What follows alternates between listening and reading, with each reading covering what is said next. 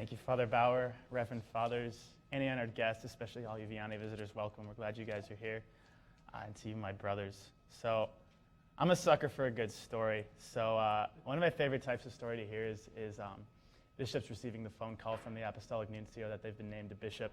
They usually met with a lot of humor and disbelief, and it makes for a pretty good story, as was the case for my bishop. In 2009, he was called by the Apostolic Nuncio late in 2009, and after the apprehension that usually results from getting a call from the Apostolic Nuncio, he was told that he had been named the bishop of the Diocese of Duluth. And he's got an older brother that's already a priest in our diocese, so he tells the Apostolic Nuncio, "Are you sure you didn't mean to call my older brother?" To which he says, "No, we certainly meant to call you, and we'd like you to accept." And he humbly did.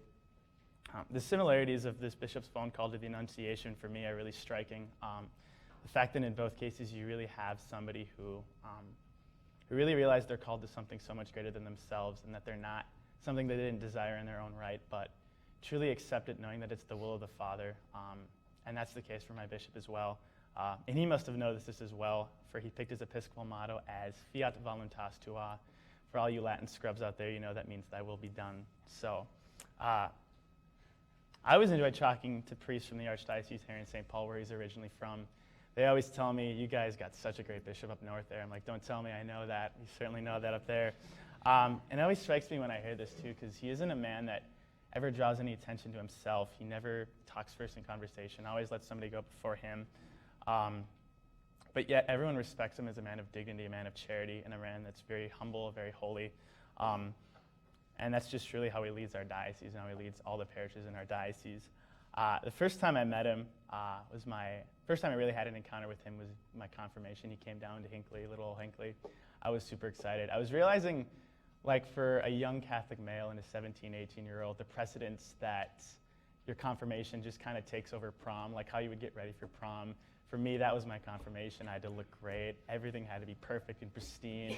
I remember exactly what I was wearing. My mom even told me, "You should probably get your eyebrows waxed." And I'm like, "Okay." So I did. I never will ever do that again. But it was totally for the Lord, so it was totally worth it. So anyway, so in the Diocese of Duluth, I don't know if this is what it is everywhere else, but we have an opportunity before the confirmation starts to have a private meeting with the confirmants and the bishop, just so he can ask us what we learned in our 12 years of confirmation. And so I had my answer ready. I was ready to go. I was ready to get picked. So he picks not me first. He picks somebody who thought it'd be a great idea to be hilarious at this time. So he asked him, "Okay, our bishop asked him, what have you learned here in 12 years of being educated here in confirmation class?" He says, "Yeah, I learned about Jesus." And that's all he said. I was like, "Oh, okay." And so the two people that were next to him thought that was such a great answer that that's what they say as well. So I was like, "Oh, gosh." Probably thinks we're nutcases here. So I look around the room, see horrified looks, and it just really struck me what he did next. He just said, "Okay, yeah, I'm just really trying to look for answers that you can just really take with you, and you can take what you learned here in confirmation classes and just take it with you. That's what I want to hear. So for these answers, I just love to hear that." So that just really struck me, as he was firm, but he was very, very charitable. And that really just struck me, that he was able to do it with love.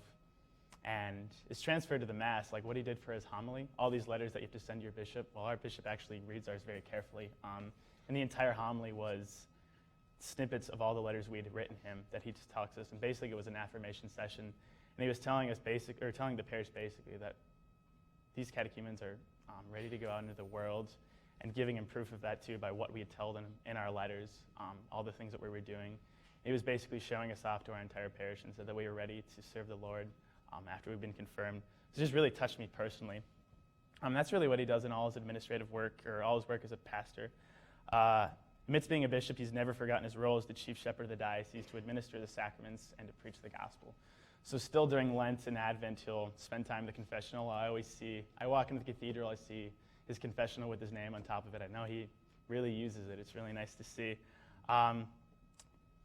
He'll come to all the youth camps, hear confessions there, just little practical things like that. Just really strikes me. He spends his time in Lent going to all the dinky parishes up in the boonies that normally wouldn't get visited by a bishop, but just to show them that these parishes are loved, they're part of our diocese, and he wants to show them that.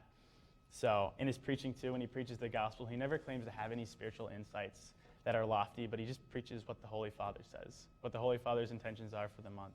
That's all he does in his homilies. Just a real testament to me is like, why would I have any insights beyond myself? It's going to tell you what the Pope says because he clearly knows what's good for the church in this moment. So that's what he does. As a love for his people, he has a love for them to know the truth in the gospel as well. So in 2012, during the election, I'm sure it wasn't the most fun time to be a bishop too, but he was chosen amongst the Minnesota bishops to defend the marriage law in front of the Minnesota, or the House Civil Law community back in 2012. Really strikes me too, because he's not really known for being all that outspoken too, but just he was chosen clearly because he has a love for the truth. He has a love for his people to know the gospel.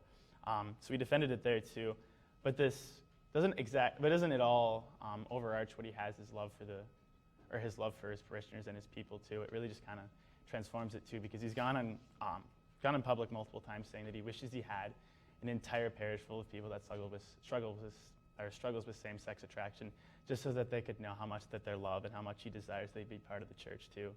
So in all reality, his love for the truth doesn't at all diminish his love for his people to know how much they're loved, but it really just enhances it and informs it too. And that he has a true shepherd and a true priest of our diocese. And he really does love us, and he just inspires us to know the gospel and know the truth. Praise be Jesus Christ. Now and forever.